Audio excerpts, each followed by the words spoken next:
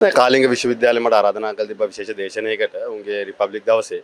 ඉතින් මමත් අපේ මන්ත්‍රීවරු කණ්ඩායමක් විශ්වවිද්‍යාලයට සම්බන්ධ වෙලා ඒ දේශනය දුන්නා. දේශනය කළා ආවා. හැබැයි ඉතින් මෙහි සමහර අය කලබල වෙලා. ඉතින් යම් කිසි කෙනෙක් දේශනයක් දෙන්න විශ්වවිද්‍යාලයකට ආරාධනා කරාම කලබල වෙන්න ඕනේ නැහැ.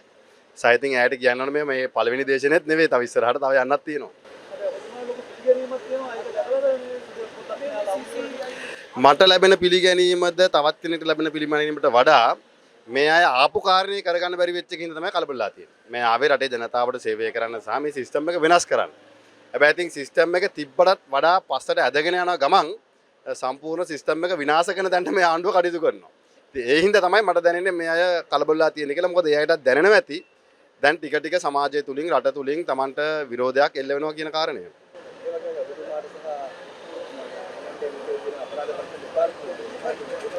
ඔව් දැන් මේට මාස කිහිපයකට පෙර පාර්ලිමේන්තුව ඇතුළේම එක්තරා ඇමතිවරයෙක් නැගිටලා කිව්වනේ ජනවාරි මාසේ හිරේ දානවා කියලා. පාර්ලිමේන්තුවේ කැබිනට් අමාත්‍යවරයෙක් ඉස්රා පේලියෙන් නැගිටලා කිව්වා ජනවාරි මාසේ බලාගමු හිරේ දානවා කියලා. ඉතින් ඒකට අවශ්‍ය කැඳවීම වෙන්න පුළුවන්.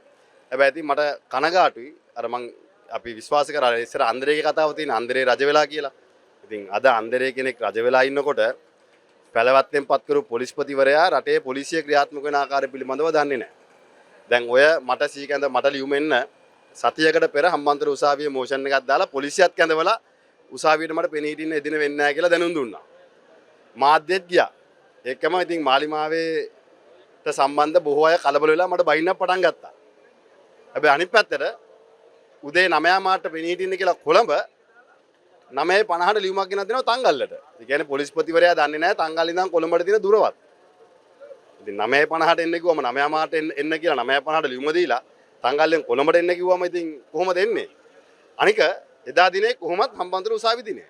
ඒ උසාවියත් පොලිසිය තමයි මෙහෙවන්නේ. ඒ නඩුවත්. අර උද්ඝෝෂණයට ගිහිල්ලා හම්බන්තොට වරාය සහ ගෝන්තොටුපොළ බේර ගන්න.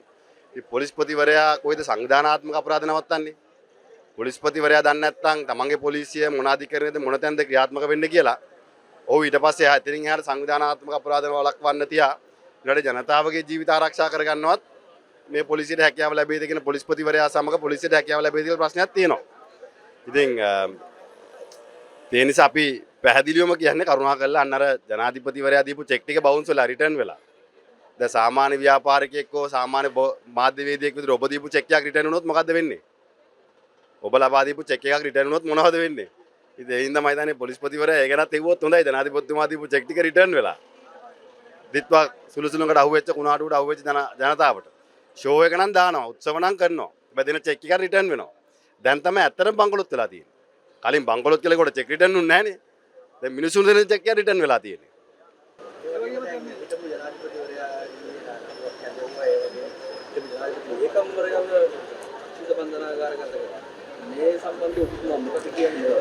ඉතින් රටේ ජනාධිපතිවරයා වරයෙක් ඔහු ජනාධිපතිවරයෙක් මේ වර්තමාන ජනාධිපතිවරයාට වුණත් ඔහුගේ ජීවන රටාව සම්බන්ධව අපි චෝදනා නගන්නේ නැහැ. නැත්නම් ඉතින් පොලිසිය පස් දෙනෙක් වට කරගෙන එක්සයිස් කරන්න යනවද? අපි ඒකට වරද්දක් දකින්නේ ඔහු ජනාධිපතිවරු ආරක්ෂා වෙන්න ඕනේ. ඒ වගේම ජනාධිපතිවරයෙක් රාජකාරී මට්ටමේ යම් තීන්දුවක් ගත්තාම ඒ තීන්දුව ආරක්ෂා කරේ නැත්නම් මේ සිස්ටම් එක කඩන් වැටෙනවා. මින් ඉදිරියට කිසි කෙනෙක් තීන්දුව ගන්නෙ නැහැ. කිසිම රාජ්‍ය නායකයෙක් තීන්දුව ගන්නෙ නැහැ. ඉතින් මතක තියාගන්න ඕනේ මේ රටක් රාජ්‍යයක් පාලනය කිරීම තුළ මේ හුදකලාව කටයුතු කරන්න බෑ. මේ ගෝලීය දේශපාලනය ඇතුලේ අපි ඉන්න ඕනේ. ඉතින් මේ රටේ නායකයෝ හිතනවා නම් මේ හැංගිලා මේ රට ඇතුලේ විතරක් තියාගෙන රටින් එළියට යන්නේ නැතුව අර පැලවත්ත වටේ ඉඳන් මේ රට පාලනය කරන්න පුළුවන් කියලා ඒක පොලිස්පතිවරයා පාලනය කරන්න පුළුවන් වෙයි පැලවත්ත ඇතුලේ තියාගෙන. මේ රටක් රාජ්‍යයක් පාලනය කරන්න බෑ කියන එකත් මතක තියාගන්න ඕනේ.